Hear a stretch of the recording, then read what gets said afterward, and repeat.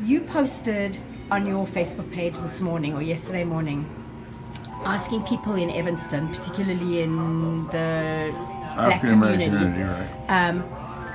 Who affected their lives and who were their OGs. In the American understanding, OG means original gangster. That's where it came from. But in my context, for my culture, OG means a person who's lived on the street and has survived, and he carries a certain amount of wisdom. It's almost an honor to be called an OG because you survived. Well, there's two economies. There's the underground economy and there's the normal economy. And what happens is, I'll use an example of my own OG to explain this to you.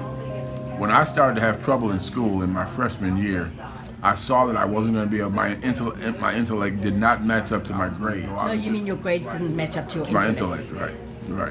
What I decided to do was I was going to sell marijuana. So I took and went and bought a quarter pound of marijuana, and I sat in front of Cheek's barbershop. I'm like 14 years old. And one of the older, who I call OGs, who is Ricky Porter, he pulled up on me and he said, "Little Logan, what are you doing?" And I told him I was about to sell some reefer. He took the weed from me and kicked me in my butt and made me go back to school. Now later on he gave me my money and my marijuana back, but he said, "You need to get your butt in that school and learn and quit trying to be part of this street thing." And what I mean by OG is there's this wisdom of men who have gone through this lifestyle, who understand what they need to impart on younger people. And usually what happens is once you get to a level of respect, people start calling you OG. I didn't even realize it, but a lot of people see that in me now that I'm older because I spent my time on both sides of the economy and I survived. So tell me about the positive aspects of being an OG and... Well, I think one of the things is intelligence and wisdom from the narrative of white America wouldn't be on the street or standing in a pool room or standing outside on a corner. They don't see that. They see that as just a corner, but that wisdom is from a lifetime of surviving on the other side of the economy and living through it. And there are some very wise people who have done that. They talked about everybody. I mean, they talked about Ralph Green, who was Keisha Robinson's father, because he was a very strong, large black man who demanded respect, and people respected him. And the younger street people respected him. When I'm growing up, Ralph Green is like, he's like the law. What he says goes. If he tells you to leave the corner, you leave. And are these OGs, are they on the other side of the law themselves and trying to get people? Not always. It depends on what they are is people who use any adaptable means to survive. So I wouldn't call it on the other side of the law, but are they trying to get the American dream through the back door? Most of the time. They don't have the opportunity to do it the other way. But what I'm trying to make people understand is there's a wisdom in that street man that is not talked about, a type of wisdom that gets passed down from, what's funny is Stacy Maroney and Martell Norman are two people who were younger than me and watch me as I grow up.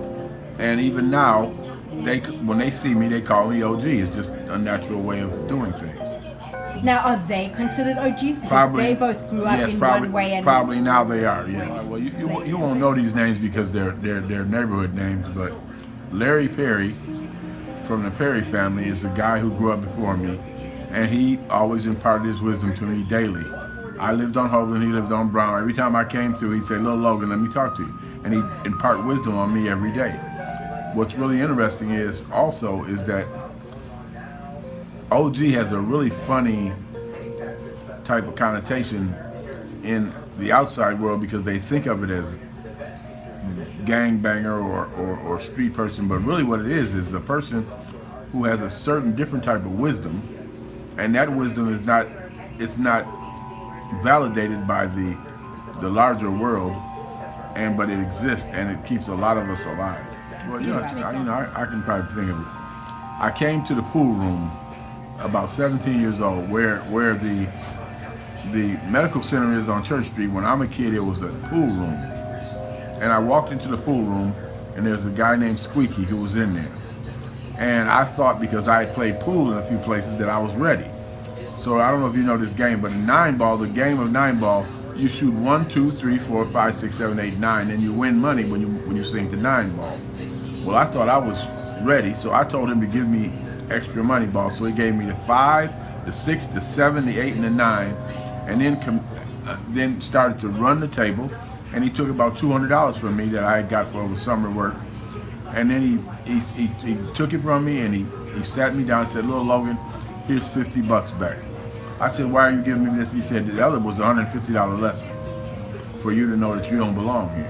And then when you told me about how you left school when you were 14 to sell marijuana because your grades weren't good, what was your intention? My intention was like all the intention of all the young people. There's another way for me to make money. I don't have to go home and ask my mother for money.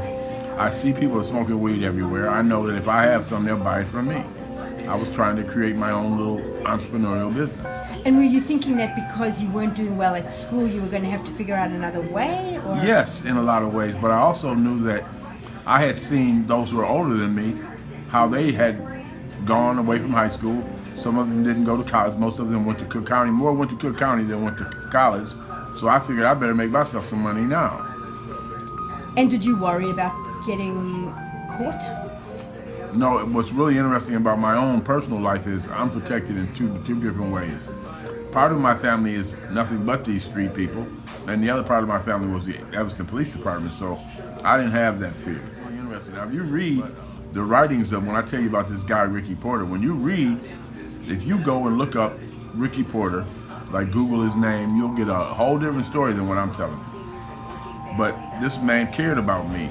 He did not want me to get into a life that he was in. He was trying to stop me from walking into the alley. Give me another. Terry Pettigrew probably would be a great example because he lived across the street from me. Now here's what's really interesting. On Holden Court, there's heroin being sold on Holden Court when I'm a young man. And the neighbors get together and ask the person who's selling the heroin to stop selling at 7 o'clock.